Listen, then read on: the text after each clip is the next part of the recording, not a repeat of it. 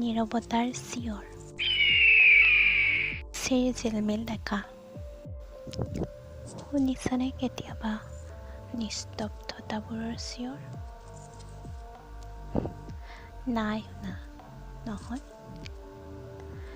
কিন্তু মই শুনিছোঁ, জানা, গভীৰ নিৰ্জন ৰাতি কেতিয়াবা বাহিৰত থিয় হৈ অনুভৱ কৰিছোঁ নীৰৱতাৰ চিঞৰ। সেই নীৰৱতাবোৰে বৰকৈ চিঞৰে।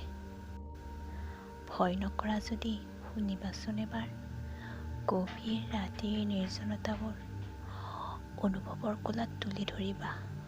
সেই চিঞৰবোৰ কৈ যাব বহু কথা, বুজা নুবুজাৰ মাজেৰে জীৱন জীয়াৰ ভাষা।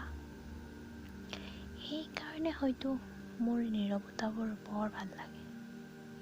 কেতিয়াবা সিয়ে শংক দিয়ে জীৱনত, নিৰ্জনতাবোৰে কৈ যায় নুবুজা জীৱনৰ অৰ্থ, আৰু তাৰ চিঞৰবোৰে সাহসৰ শলিতা। ধন্যবাদ।